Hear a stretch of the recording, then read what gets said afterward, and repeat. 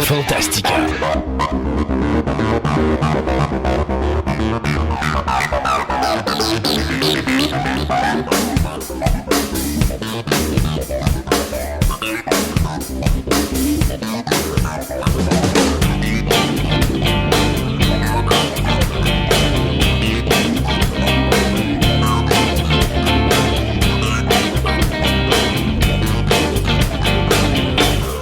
Bienvenue à vous tous à cette version abrégée de l'émission intitulée Fantastica. Mon nom est Christophe Lassens et il me fait grand plaisir de vous accueillir aujourd'hui pour vous présenter une des multiples chroniques réalisées dans le cadre de notre émission radio qui existe depuis 2003. Fantastica est une émission radio diffusée sur le web dans laquelle je m'entretiens pendant plus de 3 heures avec de nombreuses personnes qui nous parlent de diverses passions qui occupent notre quotidien de tous les jours.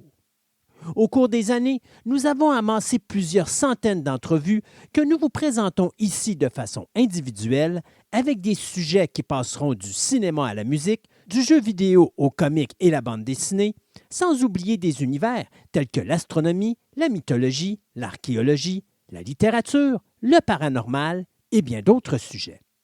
De plus, je vous présenterai également de multiples entrevues que j'ai réalisées avec diverses célébrités de différents milieux. Aujourd'hui, je vous présente cette entrevue que j'ai réalisée pour le podcast Sex, Game and Rock'n'Roll de l'animatrice Raphaël Beaupré, dans lequel je vais parler du cinéma populaire des années 1980. C'est une entrevue que j'ai réalisée pour Raphaël en décembre 2019. Sex, games and rock'n'roll. Tu peux n'avoir rien réalisé jamais dans ta vie. Avec Raph Beaupré. Il est un apprenti sorcier à plein temps. Raph Beaupré. And I live in a fancy world. Sex, games and rock'n'roll.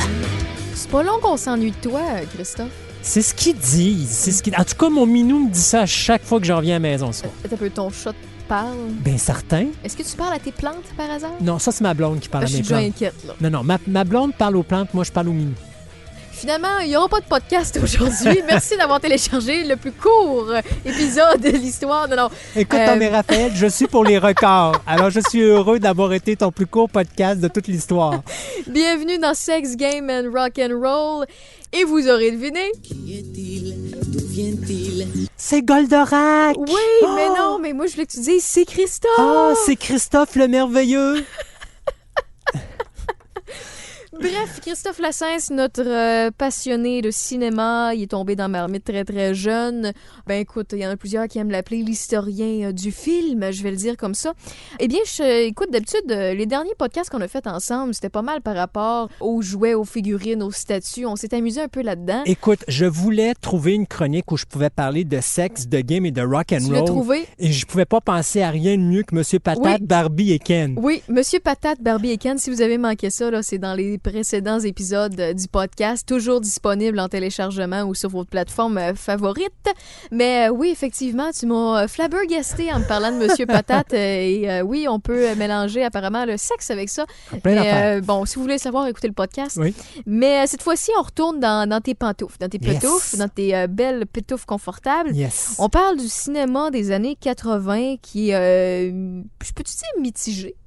Écoute, les gens, je pense, ou surtout les fans de cinéma, sont d'accord pour dire que probablement les années 80 sont les années les plus originales de toute l'histoire du cinéma. Mais du côté des critiques et Ouais. des certains réalisateurs ou producteurs, on peut nommer entre parenthèses Quentin Tarantino, c'est la pire période au niveau de l'histoire cinématographique d'Hollywood. Puis on va essayer d'en parler et de décortiquer ça. Pourquoi ça peut être d'un côté si bon et de l'autre côté si mauvais? Parce Ouais. qu'effectivement, il est vraiment aux deux extrémités, ce cinéma Mais des années 80. Le cinéma des années 80, là, corrige-moi si je me trompe, c'était bien pour les fans, c'était du renouveau, c'était moins selfish, c'était fait pour attirer l'attention, pour amener le plus de visionnement possible de personnes qui se présentent dans les salles pour C'était plus du bonbon facile. Tu sais, c'était la palette. Tu sais, avant les années 80, on avait le chocolat à 70% qui se rapproche de la pureté. Puis là, on a les produits avec de la paraffine à côté qu'on est capable d'acheter dans un dépanneur. Désolée, je suis une fan de chocolat. Non, mais oui, non, c'est bien ça. Mais est-ce que ça te fait du sens, ce que je dis? Oui, puis je vais expliquer pourquoi. Mais avant qu'on arrive aux années 80, il faut qu'on revienne en arrière. On n'a pas le choix. Okay. Il faut qu'on parle un peu des années 60 et des années 70. Parce que dans les années 60, il y a le censorship disparaît quelque peu. Et à ce moment-là, ça a deux actions directes. Pour ceux et celles qui ne savent pas c'est quoi le censorship. Mettons toute la censure. Donc, le sexe, la violence et tout ça. Si vous regardez du cinéma jusqu'aux années 60, c'est très basic. Mais quand on arrive dans les années 60, fin des années 60, début des années 70, là, on a de plus en plus de nudité, on a de plus en plus de violence. Et si vous voulez voir un peu de quoi je parle, vous avez juste à regarder un peu les films de la Hammer Film. C'est une maison de production britannique. Vous allez voir l'évolution, juste en regardant les films de Dracula, vous allez voir l'évolution de Dracula, c'est-à-dire on a un peu de sang, on a plus de sang, puis à un moment donné, on a de la poitrine, puis on a de la nudité, puis on a plus encore de sang. Donc, de la poitrine de poulet? Pas tout à fait. OK, c'est bon. Mais quand même, tu vois quand même qu'il y a une évolution. Donc, la fin des années 60, ça disparaît. Une autre chose aussi qui apparaît, c'est que les compagnies de cinéma appartiennent principalement à des familles. Mm-hmm.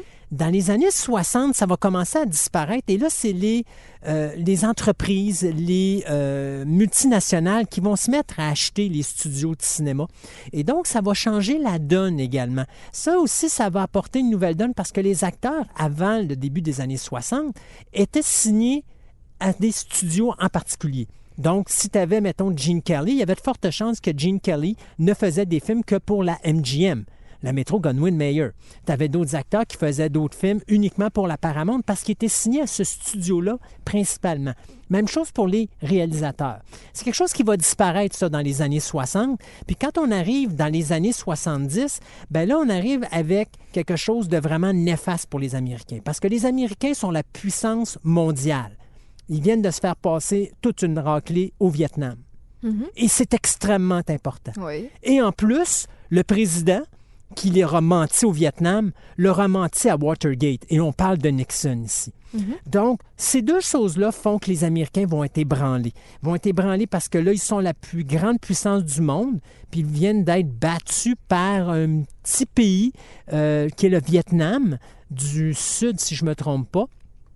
Et à ce moment-là, tu as en plus de ça leur président qui leur ment et qui se retrouve dans un complot incroyable. Donc, la confiance des Américains est vraiment touchée. Et à ce moment-là, les réalisateurs, on va voir un développement plus drastique, plus rebelle, plus journalistique, plus on va vous parler des vraies choses, puis vous montrer à quel point qu'on s'est fait avoir. Mm-hmm. Et en même temps que ça arrive, tu as une nouvelle clique cinématographique de réalisateurs rebelles qui arrivent à Hollywood dans les années 70. Francis Ford Coppola, Martin Scorsese, Brian De Palma et deux gars qui vont être importants dans les années 80. Un, George Lucas. Ah oui, il est important, lui. Oui, mais le plus important, c'est Steven Spielberg. Aussi. Parce que Steven Spielberg, il n'y a pas d'années 80 sans Steven Spielberg. Puis si vous pensez que je blague, il ne faut pas penser à Steven Spielberg, le réalisateur. Il faut penser à Steven Spielberg, le producteur également.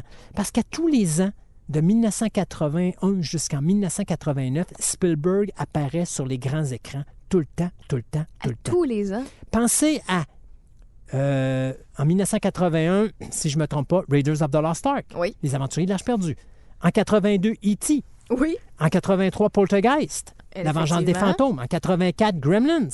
85, Retour vers le futur. 86, La couleur pourpre. Tu sais, je pourrais continuer. 87, Harry Lee Anderson. Pas grand-chose de mauvais là-dedans. Hein? Non. Et en 89, tu as Raiders of the Lost Ark, The Last Crusade, donc la dernière croisade. Il faut revenir en 84 avec les Indiana Jones and the Temple of Doom, le Temple maudit. Donc, t'as pas l'année 80 sans Spielberg. Mais lui, il dort moins que toi, dans le fond. Ah, probablement que Spielberg, oui, il dort pas pantoute. Mais, tu sais, je te dirais, les années 70 ont été importantes. Et quand on arrive au début des années 80, on continue à sentir un peu cette rébellion-là qui est... on a juste à penser à Shining de Stanley Kubrick, Oui. où on a pensé à des films un peu plus... là, il n'y a pas de titres qui me viennent en tête, là, mais les années 80, on a beaucoup de titres de films où est-ce que justement c'est très sombre, très dark, très journalistique, très réaliste. Spielberg arrive au début des années 80, lui, et il te lance un courant d'air frais à travers Hollywood qui fait dire aux gens au cinéma, savez-vous quoi? On a assez souffert. Oui, on est encore mal dans notre peau, mais il est peut-être le temps de faire quelque chose d'autre de notre peau. Réinventez-vous. Réinventez-vous. Il a secoué à la Mais machine. ça serait le fun d'avoir du fun d'aller au cinéma. Pas Ouais, juste au lieu de pleurer, au lieu de réfléchir, Exactement, au lieu tu sais. de lancer un message. Au lieu d'aller voir un film politique à la All the President Men, Les Hommes du Président, ben on va aller s'amuser avec un Gremlins ou avec un Retour vers le futur, où est-ce que là, à ce moment-là, les gens se divertissent. Et tu vas remarquer qu'à tous les ans, dans le top 5, les films de Spielberg sont toujours là au Ouais. niveau du box-office. Et Il a compris la patente. Il a compris la patente. Il a compris ce que les Américains avaient de besoin. Hey, mais un peu, là, ce modèle-là, là, je suis désolée de faire la parenthèse, là, c'est Oui. peut-être une parenthèse d'actualité un peu poche, là, mais si nos artistes québécois se servaient du modèle Spielberg, là, Ben, ça fonctionnerait. Il n'y aurait pas écoute. besoin de demander des subventions à côté, demander notre argent, de prendre l'argent des contribuables. S'il faisait du contenu pour s'amuser, s'il faisait du contenu pour ce que les gens sont prêts à mettre de l'argent, à payer, à aller se divertir, à investir, oui. il vivrait très, très bien. Ben, Puis écoute. justement, secouer la patente de même comme Spielberg, c'est peut-être un bon modèle à suivre. Et quelqu'un va me dire, à un moment donné, écoute, je vais te dire une anecdote. À un moment donné, quelqu'un me dit d'aller écouter le film Polytechnique Oui. de Denis Villeneuve. Oui. Denis Villeneuve, qui est un bon réalisateur aux États-Unis, qui n'est pas véritablement un excellent réalisateur au Québec. En tout cas, pour Polytechnique, pas vraiment. Et à un moment donné, j'écoute ce film-là qui dure 79 minutes, si je ne me trompe pas. Très court comme film. Et ça a été les 79 minutes les plus longues de mon ta vie. existence. OK? C'était pénible à regarder ce film-là. Et à un moment donné, je revois cette personne-là et j'ai dit, écoute, veux-tu voir vraiment un bon film? Bien, écoute Munich, qui est exactement le même sujet. Sauf qu'au lieu d'être dans une école, c'est les Jeux olympiques. Si je ne me trompe pas, je ne me rappelle plus l'année, mais je pense que c'est 72, Munich. Et la prise d'otage des athlètes des Jeux olympiques de 72, et c'est à peu près la même affaire.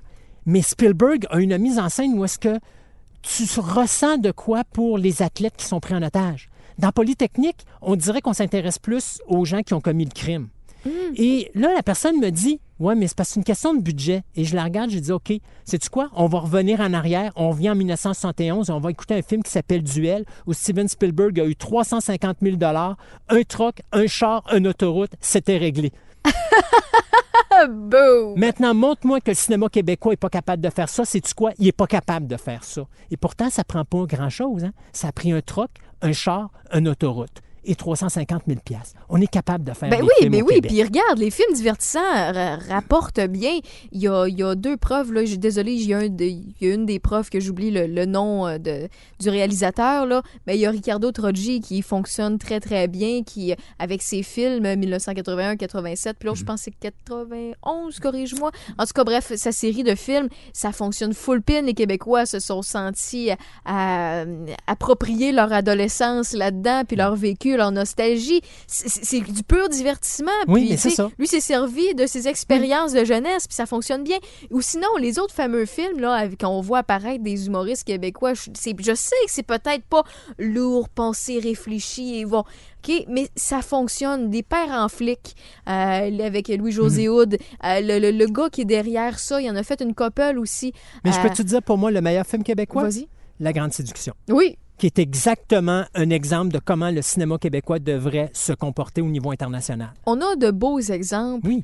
mais je sais pas, les puristes, qu'est-ce qu'ils ont, là, mais il y a de regarder le haut, les petits, toi, moi et ceux qui écoutent, ça vaut pas la peine parce que c'est nous autres qui a le portefeuille, puis c'est bien plus Non. frustrant de savoir Puis que le tu as problème, volé ouais. l'argent au lieu qu'on te l'a donné avec bonheur et joie et plaisir. Et malheureusement, faire du cinéma au Québec, il faut le faire juste pour les Québécois. Le monde n'existe pas. Mais Voilà. ceci dit, il faut Oui, revenir à grosse 1980. parenthèse, 1980. À un moment donné, on pourra chialer sur le cinéma québécois quand on Non, aura je suis une contente de seconde. l'avoir Mais- faite. Je suis contente. Mais les années 80 sont importantes aussi pour deux choses. Parce que tu sais, tantôt, tu disais, il faut avoir du renouveau, il faut avoir quelque chose de spécial à aller voir au cinéma. Mais il y a une raison pour ça.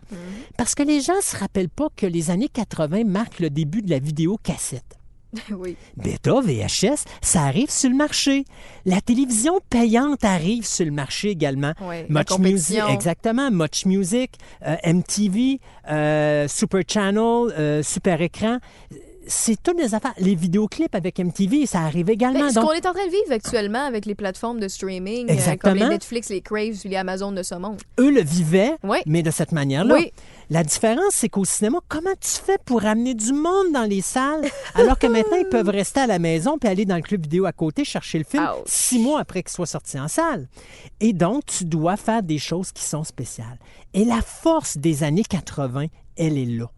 Elle est au niveau de... OK, on n'a pas beaucoup d'argent, mais il faut faire de quoi de spécial qui va faire que les gens vont aller au cinéma. Donc, il faut qu'on utilise nos neurones. Et on n'a pas d'effet numérique, on n'a pas de CGI, donc on n'a pas des ressources faciles. Il faut qu'on se casse les neurones à trouver une manière de faire un Gremlins. Pour y croire, il faut qu'il marche. Ouais. Pour que Chucky fonctionne puis qu'on croit Chucky, il faut que ça marche. Ouais. Quand que Freddy Krueger est dans vos rêves puis qu'il vous fait... Il faut que ça marche. Comment qu'on fait? C'est quoi les trucs qu'on va faire? Et les années 80 sont remplies d'originalité. Et pire que ça, il faut qu'on le mette dans la face du monde. Et en 1981, il y a 2 films qui vont changer la map des effets spéciaux. Hurlement, The Howling, et Le Loup-garou de Londres, An American Werewolf in London. Comment faire qu'un homme se transforme en loup-garou devant vos yeux en une shot? Et An American Werewolf réussit la job. Comment Ouais, ils l'ont fait? ben, c'est tout fait en mécanique. C'est des prosthétiques. Ah, c'est donc, hot. c'est vraiment génial. Et si vous regardez la séquence de la transformation du loup-garou dans American Werewolf in London, c'est vraiment quelque chose d'exceptionnel à voir. Et c'est des choses qu'on n'aurait jamais vues dans les années 70 ou dans les années 60. Mais les années 80, il faut qu'on pousse ça. Il faut qu'on pousse au maximum Il y a avec des brains, des l'originalité. cerveaux derrière ça. là. Et tu as des réalisateurs qui sont créés à ce niveau-là. Hein? Oublie pas, James Cameron arrive dans les années 80. Oui. Il nous sort un Terminator. Avant, Cameron n'existait pas. Tu as Oliver Stone qui arrive aussi dans les années 80 Oui. avec The Hand, mais il a fait Wall Street. Il a fait une panoplie de films qui sont importants. Donc, non seulement tu as Woody Allen qui va se concrétiser, tu as Rob Reiner qui va se spécialiser dans la comédie dramatique. D'ailleurs, les rom-coms ou les comédies romantiques ou ce qu'on appelle les drum-coms, qui sont les comédies dramatiques, vont sortir dans les années 80 également. On va penser à When Harry Met Sally, quand Harry rencontre Sally. On pense à Sleepless in Seattle, malgré que ça a été fait plus au début des années 90, mais c'est quand même Nora Ephron qui l'a fait, qui a commencé elle aussi dans les années 80. Donc, tout ça arrive dans cette période-là. Mais c'est si du tu nommes tout ça, rafraîchissement. moi, oui, c'est du rafraîchissement, c'est un vent d'air frais, mais c'est du bonbon à mes oreilles. Mais pourquoi c'est mitigé? J'ai hâte que tu y en On y arrive, mais Hey! on continue à amener quand même des bons points. Parce Oui. qu'il y a un autre gars qui arrive dans les années 80 qui lui aussi va amener quelque chose d'important. Le gars s'appelle John Hughes. Et ce gars-là dit à Hollywood, les ados, c'est pas des cruchons. Et il va créer une panoplie de films où est-ce qu'à ce moment-là, les adolescents vont devenir le point de mire. Donc, on parle de on parle de Pretty in Pink. On parle de Breakfast Club. On va parler aussi de Ferris Bueller's Day Off, donc la folle journée de Ferris Bueller.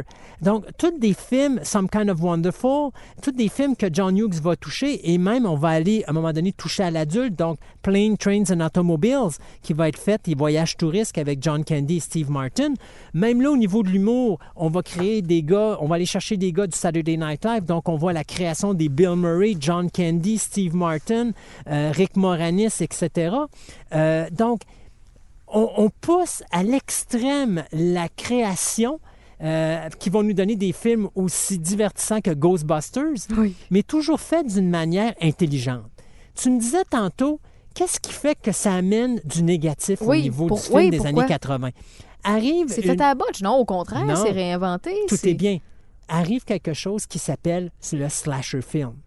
Le slasher OK. film est créé dans les années 80 et va devenir la prostituée d'Hollywood.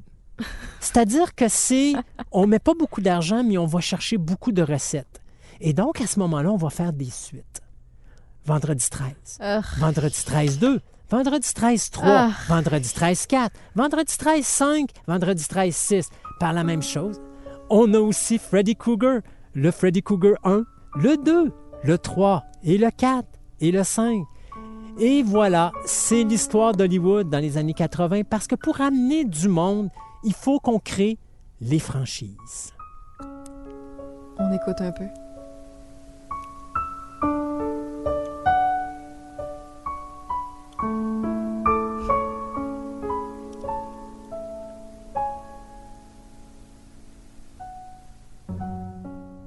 Donc, alors, d'un côté, on a bien de l'originalité, bien de la création, mais de l'autre côté, on a de la paresse parce qu'Hollywood décide de ne plus prendre de chance parce qu'elle doit ramener des fonds et de l'argent et s'assurer que l'auditoire va revenir en salle. Et ça va être mortel à plusieurs niveaux. Je donne un exemple. Vendredi 13 est un bel exemple là-dedans. On fait Vendredi 13 1 à 4. Au 4e, on tue le personnage de Jason Voorhees. Dans le 5e, le personnage qui tue Jason Voorhees, Tommy Jarvis, va revenir et va devenir à la fin du 5e Vendredi 13 le nouveau meurtrier en série. Le problème, c'est que les fans disent non, on veut revoir Jason. Et là, à ce moment-là, Paramount revient sur ses pas et fait comme si le 5 n'aurait pas existé. Et Jason, qui est enterré depuis pratiquement 10 ans, n'est pas encore en poussière. Non, il est encore en un morceau, 6 pieds sous terre, dans son cercueil. Et il revient à la vie, tout comme Frankenstein, lorsqu'il est frappé d'un éclair. Et il revient tout simplement le meurtrier en série. Et c'est ça qui est un petit peu la descente aux enfers, je dirais, du film des années 80. C'est-à-dire que d'un côté, on a plein d'idées originales, mais de l'autre côté, on sombre dans les franchises, Gremlins 2, etc., Poltergeist 2, et ainsi de suite. Dès qu'on a un film à succès, bien, on va créer ces choses-là. Mais c'est pas tous les films à succès ou qui ont étiré la sauce. Là. Il y en a que ça a bien fonctionné. Oui, mais... Tu sais, Back to the Future, tu l'as mentionné tout à l'heure, c'est un succès. Ils ont étiré la sauce, mais pas tant que ça. Non. Indiana Jones, c'est Indiana Jones, on en a fait 3. Le 4e a été fait plus récemment. Oui, récemment, mais quand même, ça, c'est du succès. On peut s'entendre.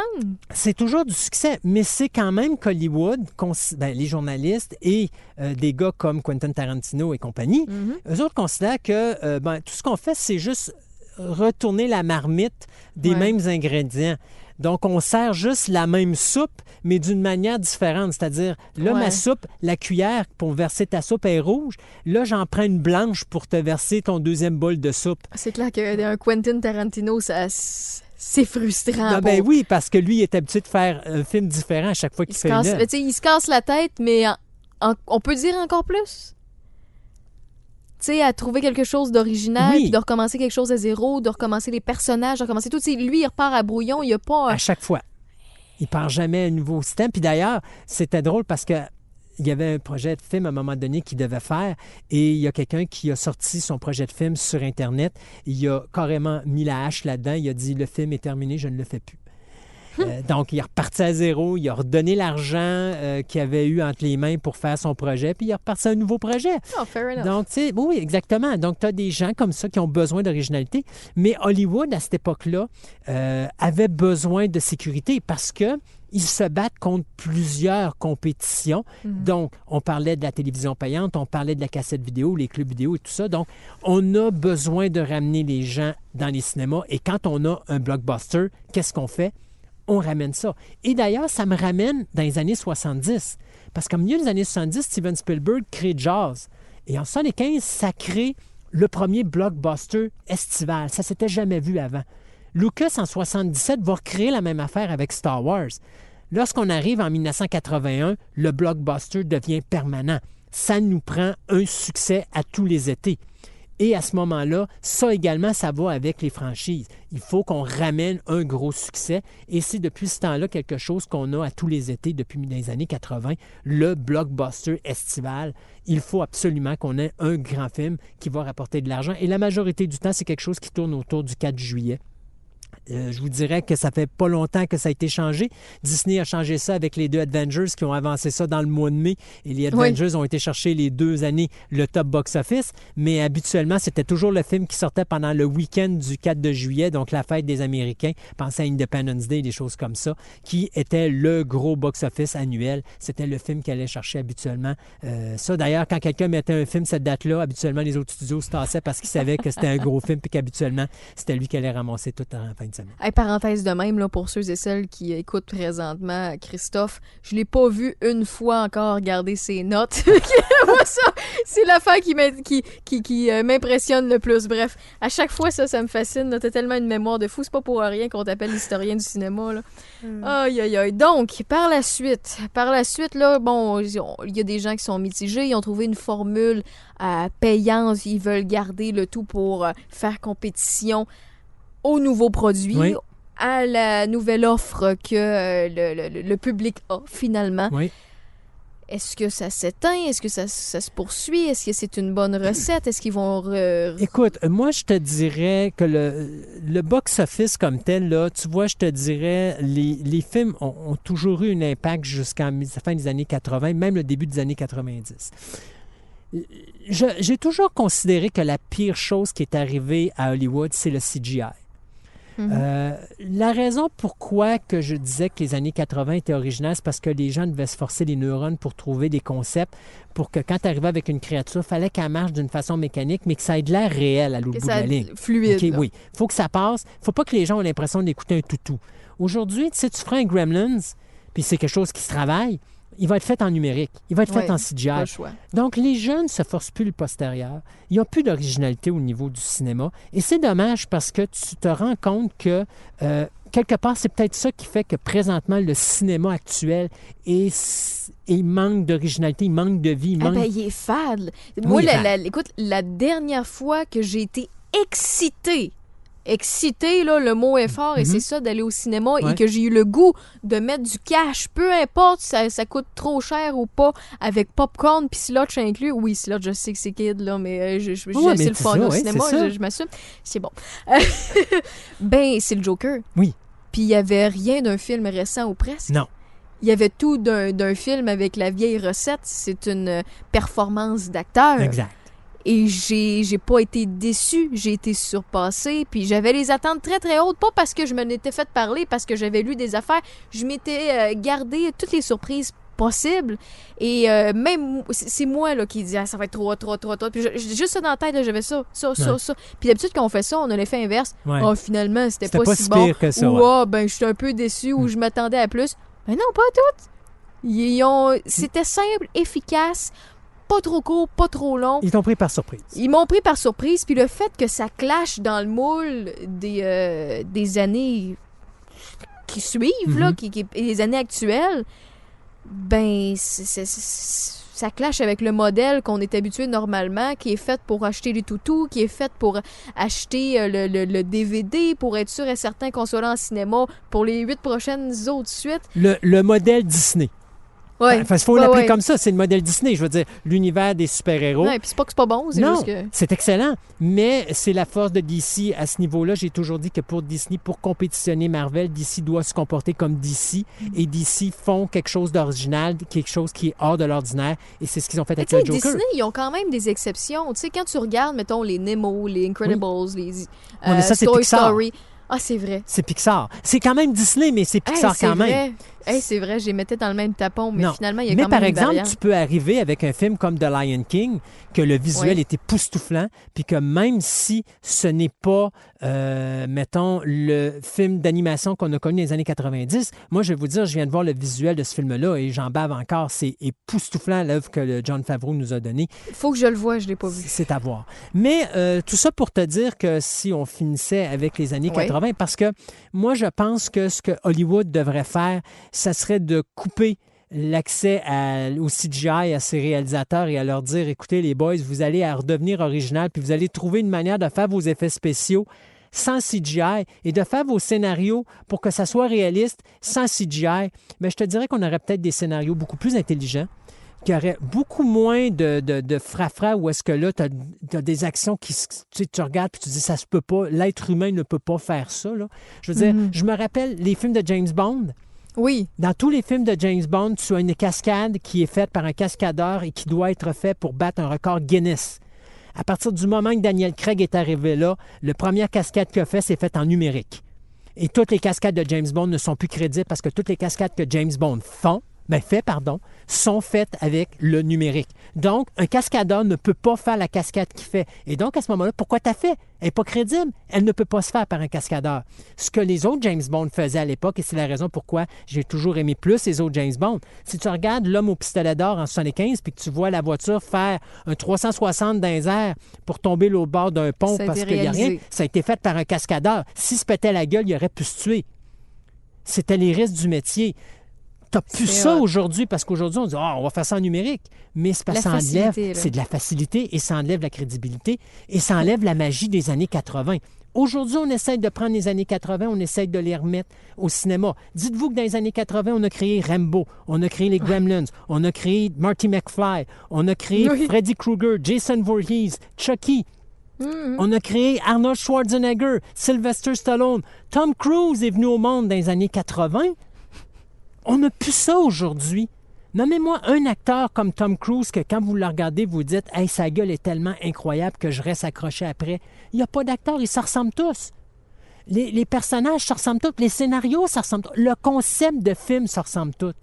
Et ça manque à cette magie-là des années 80. C'est ça la force. Et je pense que c'est la raison pourquoi les années 80 sont si chaudes à la vieille génération et que la nouvelle génération essaie de la reproduire, mais qui ne sont pas capables de le faire parce qu'ils la font, mais de la mauvaise façon. C'est-à-dire qu'ils la font avec la technologie d'aujourd'hui au lieu de la faire avec la technologie d'antan. J'ai l'impression que c'est une génération qui va marquer non par les acteurs, mais par justement le numérique.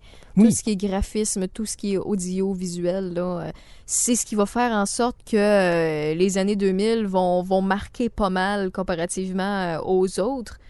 Tu sais, regarde, on va te parler, on te dirait, si je te dis, marque-moi une œuvre qui t'a marqué dans les années 2000, je suis certain que tu vas me parler du Seigneur des Anneaux. Je l'ai pas vu. Ouais, OK, laisse faire. Tu sais que je vais me faire envoyer des lettres de honte. Hein? Alors, je rectifie. Mais tant qu'à finir la honte, là, il y a 2 choses dans ma vie que j'ai pas vues. Okay. Et je l'assume pleinement. Je suis désolée à tous ceux et celles qui croyaient que j'étais une geek parfaite. J'ai pas vu Le Seigneur des Anneaux, qui est un classique, et je n'ai pas vu rien, aucune seconde, à part le générique sur YouTube de Star Wars. OK. Fait que ça, c'est les 2 choses qu'on peut me pitcher des roches, qu'on peut me crier honte, shame avec une cloche, puis me suivre, puis vouloir me raser la tête comme dans Game of Thrones. Parce que, effectivement, je suis pas une geek parfaite. Là-dessus, ça m'est jamais tombé dans la petite poche, on va le dire demain. Mais soyons honnêtes, pour Star Wars, écoute épisode 4, épisode 5, puis garde ça, puis tu vas être correct. Mais je pensais que tu allais me dire, je suis sûre que tu vas me dire Avatar, j'ai un peu de vomi dans ma bouche si tu m'avais... Non, Avatar, si tu veux écouter Avatar, t'as juste écouté Pocahontas, puis tu rajoutes un numérique par-dessus, puis t'es faite. Il y a beaucoup d'agressivité dans ta chronique à soi. J'ai du sarcasme. J'aime mieux le sarcasme. Oh, il y a beaucoup de sarcasme dans ce que tu dis depuis plusieurs minutes. Mais les acteurs qui ont vu leur carrière débuter, tu en as nommé plusieurs. Y en a-tu d'autres? Emilio Estevez, Molly Ringwald, Ali Sheedy. Écoute, il y en a plusieurs. 30 minutes. Là, c'est rare, mais je vais regarder ma liste parce que sont trop importants. Mais... Puis aussi, mettons, on a mentionné des films à succès, mais il y en a sûrement une couple d'autres qu'on pense pas très, très rapidement. Mais tu sais, tu vas avoir Meg Ryan. Michelle Pfeiffer a commencé dans Scarface en 83. C'est vrai. William Hurt a commencé là. Holly Hunter, John Candy. Tantôt, on a parlé des comédiens. Eddie Murphy a commencé dans 48 heures en 1982. Donc, tu as une panoplie de gros noms actuellement qu'aujourd'hui, tu vas voir sur Netflix parce qu'on ne les laisse plus passer au cinéma. Tu sais, pense à des actrices comme Glenn Close. Parce que ça aussi, les années 80, c'est important. J'en ai pas parlé. Tantôt, on parlait de la libération sexuelle. Les thrillers érotiques ont commencé là, dans les années 80. Fatal Attraction, ou Liaison fatale, tout ce genre de films-là, 9.5 Weeks et tout ça, ça a commencé là dans les années 80 aussi. La libération sexuelle a commencé là avant de se détériorer après ça dans les années 90 et 2000. Mais tu sais, tu as toute cette batch-là d'acteurs aussi, Mickey Rooney, Kim Basinger. Donc, tout ça, tous ces acteurs et ces actrices-là ont commencé dans les années 80. Donc, tu sais, tous les gros noms. Ces années-là sont vraiment des années incroyables de création. Et c'est important, ça, pour le cinéma qui va venir par la suite. Mais tu vois, on a cessé d'évoluer à un moment donné dans les années 2000. Et à un moment donné, il faudrait qu'on se parle des belles gueules du cinéma. Parce que tu sais, je me rappelle dans les années 50, 60, même 70, tu avais des gars comme Paul Newman, comme Steve McQueen, comme Robert Redford. Tu n'as plus ça aujourd'hui. Là, effectivement, on n'a plus ça, mais on se retrouve dans les années 2000 où on est capable de faire ce qu'on veut et de reproduire ce que l'on veut et de rajeunir qui on veut. Et tu peux même reproduire Peter Cushing à l'époque d'épisode 4 de Star Wars pour le mettre dans Rogue One alors qu'il est décédé tout de suite après l'épisode. Ben, il est mort, je pense, dans le début des années 80. Je connais déjà ta réponse, mais pour le bien des auditeurs, les fameux remakes. Oui. Est-ce que ça peut avoir du positif ou juste du négatif? Si un film, à l'origine, a de l'ouverture à être amélioré, je pense, mettons un exemple, je pense beaucoup à George Romero qui avait des films petit budget, genre The Crazies, genre Night of the Living Dead, qui sont des œuvres quand même phénoménales pour l'époque, mais qui ont quand même beaucoup d'ouverture à être améliorées avec un nouveau système, de la nouvelle technologie et tout. Je pense que oui, il y a des remakes qui peuvent être acceptés. Il y a d'autres remakes, cependant, que je te dirais, 80% des cas, tu as des films qui sont excellents, tu ne les touches pas, ces films-là. 80% pour les années 80. Oui, exactement. Mais tu ne les touches pas parce que ces films-là sont encore adéquats. Je viens, pour te donner un exemple, d'écouter Child's Play, le nouveau Chucky, le remake. Oui. Très beau concept de base, génial comme concept, c'est juste c'était gâté par le fait que ça s'appelait Chucky. Si on avait pris une poupée puis qu'on avait pris le concept qu'on a fait avec le nouveau Child's Play qui vient de se faire, puis qu'on aurait créé du côté de MGM une nouvelle poupée, ça aurait été un des concepts les plus délirants que j'ai vus. Totalement génial comme concept de film. Mais d'avoir appelé ça Child's Play, ça scrape tout le produit parce que tout ce que tu fais, c'est revenir en arrière, penser à Chucky original et tu te dis, sais-tu quoi, c'est pas Charles Lee Ray, c'est pas Chucky. Je suis pas capable d'accepter ce produit-là en tant que remake de Chucky. Et c'est là le défaut des remakes actuellement. C'est que tu essaies de faire quelque chose qui est parfait, puis de faire quelque chose de mieux, mais tu n'as pas la technique. De le refaire sweet, de le refaire... Ouais, c'est plus la même technique. Non, et c'est comme si les jeunes disaient, savez-vous quoi? On va vous montrer que les années 80, c'était moins bon que nous autres. Mais savez-vous quoi, les jeunes? Les années 80, ils sont encore supérieurs à vous autres. Il y a les couples qui écoutent, je fais Yeah! Yes! Wow!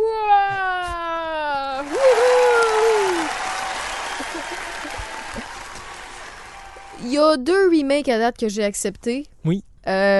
Puis il y en a un que j'accepte sans avoir encore vu. On en a parlé tantôt, c'est Le Roi Lion. Oui. Je trouve que l'idée, le concept de rendre ça réaliste, mais pas de façon comique, mais de rendre ça en cartoon, animation 3D, en animation plus 3D. Réaliste, effectivement. Je trouve l'idée sublime. Et l'autre que j'ai été surprise et j'ai aimé les petits clins d'œil au premier de 89, c'est Pet Sematary. Oui, j'ai détesté la fin, mais j'ai adoré le reste du film. Je suis un peu comme toi. Mais, sais-tu quoi? Pet Sematary est un exemple de... Le film original est vraiment pas terrible. Ouais, OK, c'est peut-être pour ça parce qu'il était que les bon. dialogues n'étaient pas forts. La mise en scène, c'était la première réalisation de Mary Lambert. C'était son premier film, donc elle n'était pas encore à l'aise. Donc, le remake, il y avait juste de la place à amélioration, un peu comme It.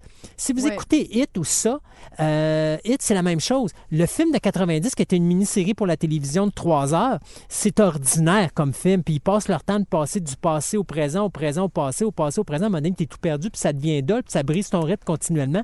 Là, ils ont eu l'idée originale de dire, on va faire le premier film dans le passé, puis on va faire le deuxième film dans le présent. C'est pour ça que ça a marché. Parce que c'est plus facile à suivre d'une façon linéaire au niveau storyline. Et It pouvait pas. Si quelqu'un avait fait un mauvais film avec It, le remake, ben je pense qu'il aurait dû abandonner sa carrière de réalisateur parce que c'était pas sa place. Donc, tu vois, il y a des bons remakes qui peuvent se faire. Mais ils sont plutôt rares. Ils sont rares. Tu sais, si quelqu'un me dirait demain matin, j'ai l'intention de faire un remake du Parrain, je le regarderais puis je dirais, t'as le choix. Je vais te faire un offre que tu peux pas refuser. Tu t'enterres 6 pieds sous terre quelque part ou t'arrêtes tout simplement le projet. Mais il est pas cave, il va faire du cash pareil. Le monde sont curieux, ils vont dépenser pareil. C'est impossible de faire un remake d'un film qui est un chef-d'œuvre aujourd'hui. Tu ne peux pas toucher une œuvre parfaite. Fait que tu y touches pas. Ça a déjà été fait? Le Parrain? Non. De toucher à des œuvres parfaites. Oui. Puis regarde, ça a donné quoi? Mais ils ont La fait cochonnerie. du cash pareil. Oui et non. Oui et non. Il faut faire attention. Il faut voir c'est quoi tu Bon, parles. ils ont une réputation de merde, mais ils ont fait du cash pareil. Oui et non. Des fois oui, des fois Écoute, non. je suis désolée de te dire, il y a des jeux vidéo qui ont fait un coup de cash de même comme pas possible. On parle de jeux vidéo, mais là, on est au cinéma. Je sais, je veux te faire une comparaison parce que mes comparaisons, c'est soit du chocolat ou soit du jeu vidéo, OK? OK. Ma crisette est finie. Bon. Il y a le fameux jeu vidéo qui pognait et qui pogne encore auprès des jeunes qui s'appelle Minecraft, où Oui. tu crées des mondes et tu avances dans le jeu en ramassant des cubes, Oui. puis en créant des objets, des choses pour te créer des maisons, puis tout ça, puis bon, survivre, puis là, tu dois te chasser. Bref, c'est fait en pixels 3D, je peux le dire de Oui, même. c'est normal. Ce jeu-là était vendu 10$ au départ. Ça a été racheté et ça a été... Maintenant, ça se vend, je pense, c'est 35$. Sinon, ça peut peut-être monter. Je suis peut-être pas à jour, OK? Ils font du cash. Il y en a qui ont eu la bonne idée d'à côté de Minecraft d'inventer Cube World. Il y en a qui connaissent peut-être, là, je suis vraiment d'un geek à côté, là. Cube World était la bonne idée d'avoir, au lieu d'avoir des gros carrés massifs et plus enfantins, d'avoir des petits carrés qui faisaient quand même un monde exact. Et c'était un peu moins pixelisé parce que les pixels étaient moins gros, OK? Puis, il y avait plus de sorts, il y avait un système d'évolution, de niveau plus avancé que Minecraft qu'il a ajouté sur le tard, OK? Et ils se sont dit, ben écoute, la folie est à Minecraft, on est quelques années plus tard, ce qui fait en sorte que, ben, on va proposer notre projet, puis tout ce qu'il n'y a pas dans Minecraft, nous, on va l'avoir. Lance la version en version d'essai, vends la copie à coût de 10$, vends, un peu comme Minecraft, vends. Les créateurs n'ont jamais fait de patch, n'ont jamais fait de continuité au jeu, ils n'ont jamais réglé de bugs. C'était juste pour vendre une fois, t'achètes. Il n'y aura plus de mission, il n'y aura plus de choses. Ce qu'on vous a vendu, de toute manière, votre cash, on l'a déjà. Pas de besoin, on peut s'asseoir sur nos lauriers. Ouais. Notre job est fait. Puis ces gars-là, on n'entendra plus jamais parler. Ils sont morts de rire. Mm-hmm. Fait qu'effectivement, eux autres, au lieu de s'enterrer pour refaire le parrain, ben avant, ben ils ont refait le parrain.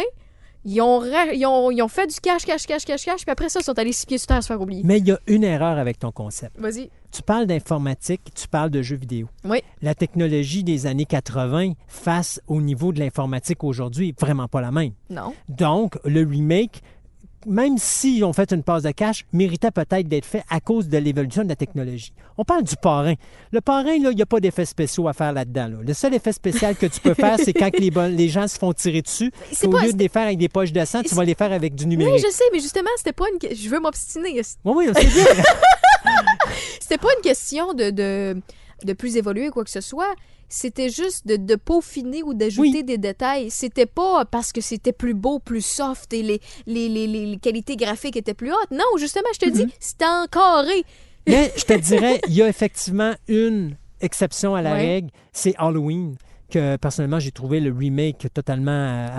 c'est vraiment ordinaire parce que c'est un remake de Halloween 2 qui ont tout simplement dit on va respecter l'original puis on va faire une nouvelle suite, on va partir une nouvelle ligne temporelle. Parce que ça, c'est la nouvelle mode. Hein? Ouais. On part une nouvelle ligne temporelle à côté. On va pas flusher le premier, on va flusher les autres qui viennent après. Ouais. Alors, on va dire à tous ceux qui ont encouragé les années 70, 80 et toutes les suites, qui font en sorte qu'Halloween existe encore aujourd'hui, vous êtes rien qu'une bande de 3 petits points. Nous, on va faire quelque chose de mieux. Ce que vous nous avez donné ou ce que vous avez écouté, c'était de la 3 petits points. Nous, on est meilleurs que ça. Bien, un autre exemple, c'est, mettons, le Joker avec Leto. Oui. Oui, mais attention, parce qu'encore là, c'est pas parce qu'il a voulu faire de quoi. Ils ont tout simplement refait un nouveau Joker. Il y a une nuance ici, parce que là, ce que tu fais, c'est pas, tu vas pas, mettons, faire, on va prendre, mettons, si tu dirais, mettons, OK, on va faire un nouveau Dark Knight, on va flusher la séquence, le film avec Heath Ledger, puis là, on va en faire un nouveau avec un nouveau Joker, puis ça va être lui, le Dark Knight, le vrai partie 2. Ça, c'est insultant. Ouais, je comprends ce que tu disais, puis je suis d'accord. Et moi, c'est là que Ça, eux autres ont fait une passe de cash. Malheureusement, on va les revoir parce qu'on est en train de faire un 3 et un 4.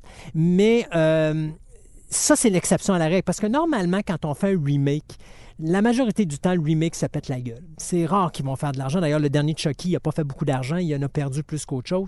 Et ça, c'est l'erreur qu'on fait présentement à Hollywood. C'est qu'on va essayer de prendre des points des années 80 en disant « ça a marché là, ça va marcher aujourd'hui ». Non.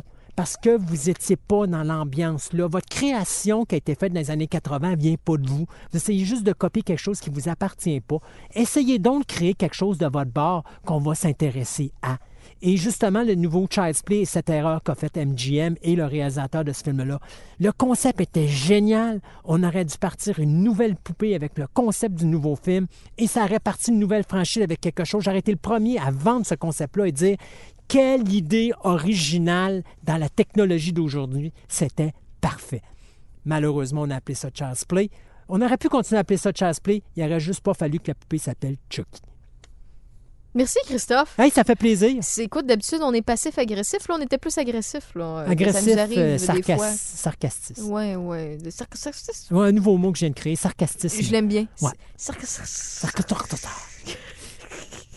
Merci, Raphaël, de m'avoir invité. Yes, ben écoute, c'est pas la dernière, j'espère? Ben non, certain que tu m'endures encore, même si je t'obstine des fois. Ah, écoute, j'adore que tu m'obstines. Yes, D'ailleurs, c'est ben comme aussi, ça qu'on évolue. Ben on évolue parce qu'on s'obstine. C'est un échange voilà. de personnes qui parlent avec ou sans lunettes, mais quand on est geek, on a des lunettes des fois invisibles. Toi, c'est dans ton cas, tu as des lunettes invisibles. C'est ça, moi, je les replace. Oui, c'est bien. Ma vue n'est pas parfaite. Mais c'est ça, être passionné. Yes, sir. Sex Game and Rock and Roll podcast. Je vous invite à aller sur la page Facebook. C'est très, très simple. Si vous n'avez pas encore mis un petit like, un petit j'aime, SGRNR. C'est le mot-clé pour le trouver, SGRNR. Puis en même temps, je vous mentionne, vous avez peut-être vu ça passer dans les derniers jours, dans les dernières semaines. J'ai un Twitch. Donc, si vous voulez, c'est très, très simple. Vous pouvez vous abonner à la chaîne Twitch. Le même mot-clic, SGRNR. Je vous souhaite un très bon moment et au prochain podcast. Bye-bye! C'est déjà tout pour cette émission abrégée de Fantastica. Si vous désirez nous suivre, vous pouvez écouter notre programme de 3 heures qui est diffusé une fois ou 2 semaines, et ce, en vous inscrivant gratuitement à notre page Facebook de Fantastica Radio Web afin de connaître les dates de diffusion des nouvelles émissions. De plus, il vous est possible de vous rendre sur notre site web au www.fantasticaradioweb.com, Fantastica avec un K, afin d'obtenir plus d'informations sur cette émission, mais également sur mon podcast Programme Double, dans lequel je vous parle de la création de divers films qui ont marqué l'histoire du cinéma. Je vous remercie de votre écoute et je vous invite à nous rejoindre de nouveau ici même afin d'écouter notre prochaine édition abrégée de Fantastica.